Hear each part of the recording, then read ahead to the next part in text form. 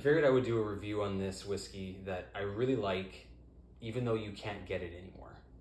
Because sometimes something is just so good, even if it's in the past tense, it's worth remembering, it's worth talking about. And that's this. The Crown Royal Blender's Mash, formerly known as the Bourbon Mash. In fact, when it first came out, it had the name, instead of Blenders, it was called Bourbon Mash. And here on the neck, you can't see it, but I'll take a photo and inlay it here. It still says Bourbon on the neck. They never did replace the neck sleeve there, even though I believe they got sued. There was a lawsuit, since Crown Royal is in fact Canadian. It's made in just 90 minutes up the road in Gimli, Manitoba. So the folks down in Tennessee and in the southern states didn't take too kindly to this. Probably because this is really good. I don't know why Crown Royal stopped making it. It's a shame. I think it was maybe their best bottle. Like the Northern Harvest won Jim Murray's Whiskey of the Year. I think this is better. This is probably actually better. I mean, obviously it's different. The Northern Harvest Rye is, which I don't think I've done a video on that either, but I haven't owned a bottle in a really long time. But that's such a nice, crisp, clean, fresh whiskey that doesn't taste like a typical Canadian whiskey, which if you've seen any of these videos, you know that I detest that typical Canadian flavor. But the Blender's Mash / Bourbon Mash was just really, really good. And I was getting to the end of the bottle here, so I figured it might be time to kill off this bottle in style. So what do we got here? We got on the nose, it's aromas of ripe apple and toffee, according to one site. I guess we'll find out. Might as well pour some.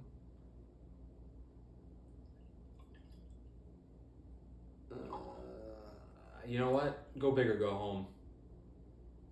Why not finish the bottle with you fine folks at home, hey?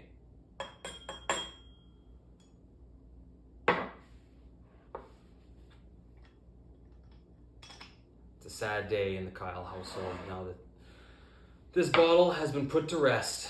The Blender's Mash. Let's see what it says on the back. Crown Royal Blender's Mash is a blend of Canadian whiskey made with a mash bill that showcases warm vanilla and subtle oaky notes.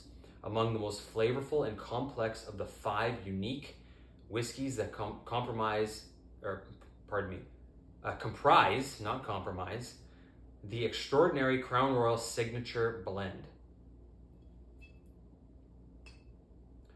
Yeah, this was a good one. I still cannot believe that they stopped this. I don't know if it was because, I don't know. I haven't read the lawsuit. I don't know if they just had to change the name until they ran out of stock, and part of the deal was that they would stop making it. I don't know, but I poured it into my Patent 5 branded Glencairn glass. Patent 5 got to represent another local distiller here in Winnipeg. In fact, is just really close by, really basically almost just down the street. Patent 5, first locally in Winnipeg made whiskeys in like 125 or 130 years or something, and their whiskeys are next level. They're very good. Their rum is actually fantastic. If you ever get to try one of their rums, which I mean you probably won't unless you're coming through the Manitoba area, but their rums go for $50 a bottle, $60 a bottle. It tastes like it should be double or triple that, but I digress. So anyway, shout out to Patent 5 and the fantastic spirits that they make there. So on the nose, aromas of ripe apple and butter, toffee. Definitely getting the green Granny Smith apple. Think of an apple right after you bite into it at the fair, like a caramel apple.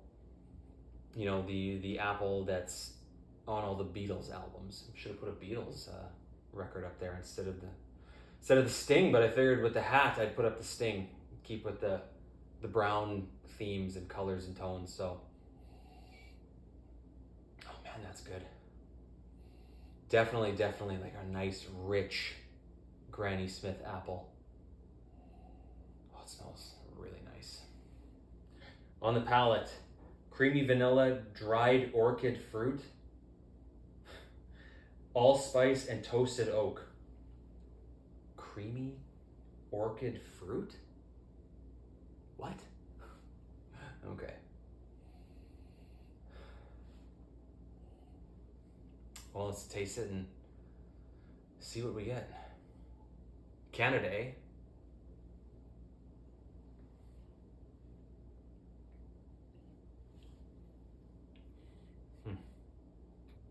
I'm definitely am getting caramel, which kind of ties in the apple on the nose. Like it's definitely giving like some of that caramel apple. Oh man, I would kill for a caramel apple right now. That would be freaking awesome.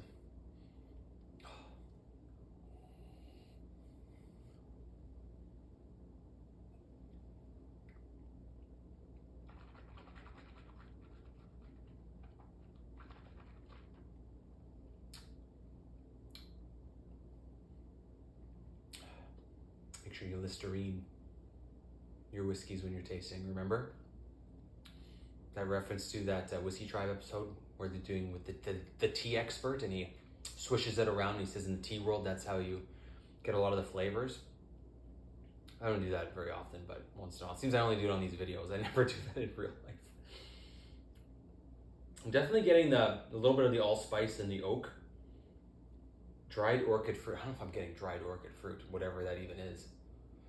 Remember, I'm just a commoner. I don't know what that type of stuff is. Maybe if I was Jim Murray, I would know.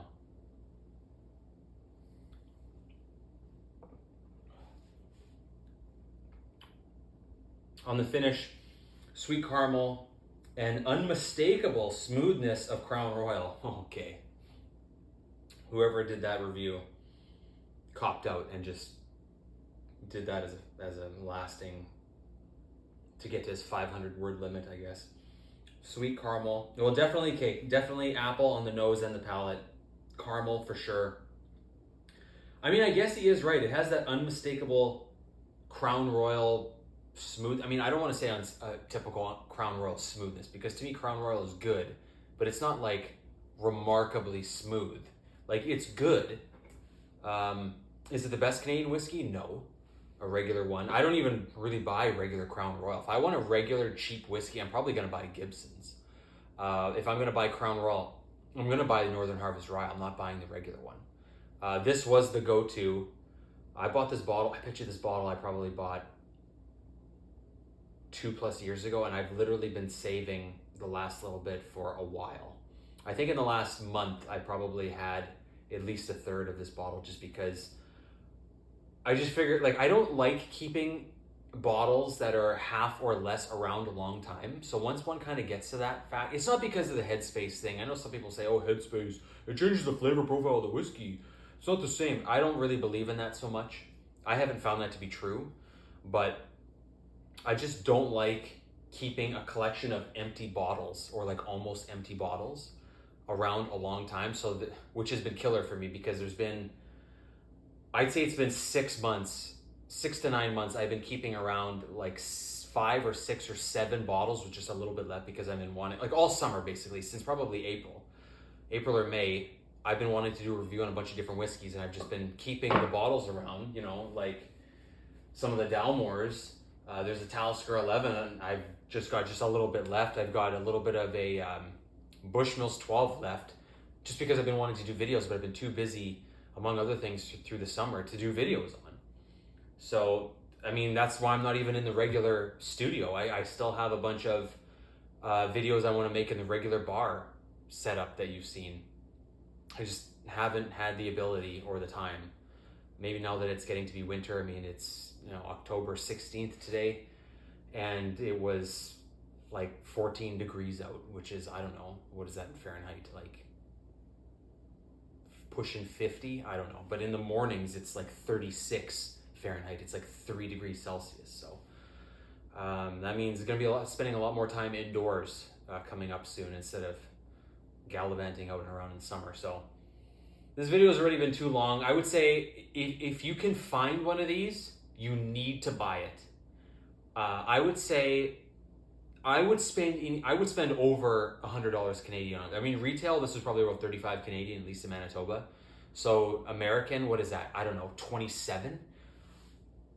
I would say this is definitely worth at least $100 a bottle. Like, it's really good. I really like it. Some of you are probably like screaming at your computer right now if you're even watching this video at all. But you're saying, like, why would I do that? Why would I spend that on a Crown Royal or on a Canadian? This is that good. If you compare it to like a bourbon, which is what they were going for, Like it's just, it reminds me kind of like a cross between a Maker's Mark 46, that French oak, and a, put it on the screen, this one right here. Yeah, it's on the screen. The Woodford's Reserve. And I prefer regular Woodfords over their double oaked. I haven't had the double oaked in a really long time. But I would say this is a cross between the Maker's Mark 46, which is my preferred Maker's. That stuff I could drink like water. That stuff's unbelievable. Video coming soon on the Maker's Mark 46. That is like, that should be a go-to bottle. Now that the Bushmills is done, the Red Bush, the Maker's Mark 46 is like permanent collection in the Kyle Ditter Hall of Fame, Whiskey Hall of Fame. Yeah, this kind of reminds me of that. Like it's kind of like a cross between some of the Woodfords and the Maker's Mark.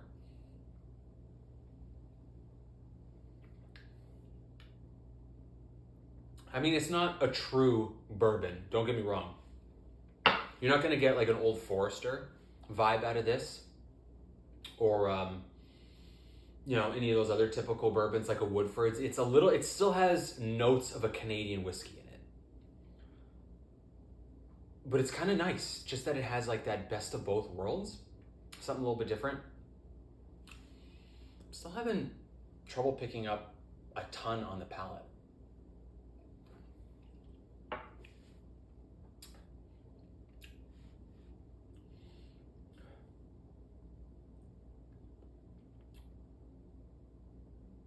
I'll think about this for a little bit and I'll put it up here on the screen. But I mean, yeah, maybe now that I think about it, I'm getting leather out of it. Maybe, no, it's not, I wouldn't call it spicy. I would say maybe there's a little bit of dried fruits in there, like maybe some plum, like the hint of plum, like barely any plum that you can even say plum, but definitely leather for sure. Also maybe like a hint of raisin. Maybe like plum, raisin, and apricot mixed together. That's kind of like what I'm thinking. Like those fruits mixed with some leather, mixed with a little bit of vanilla, but like mostly also the caramel and the apple for sure. So caramel, apple, leather, and those with a little bit of that vanilla. I don't know if there'd be any nuttiness in here. Either way, hell of a bottle. Pour one out for the Crown Royal Blender's Mash. There's just a little bit left in here. I'm gonna finish this. This is a shout out to Work Andrew's dad, his dear old dad. I said I'd pour one out for him, and I am, so there you go. Have a good rest of your night. Thanks for tuning into this video as always. I appreciate your time. Thanks for checking out the channel. And we'll see you in the next one. Have a good night.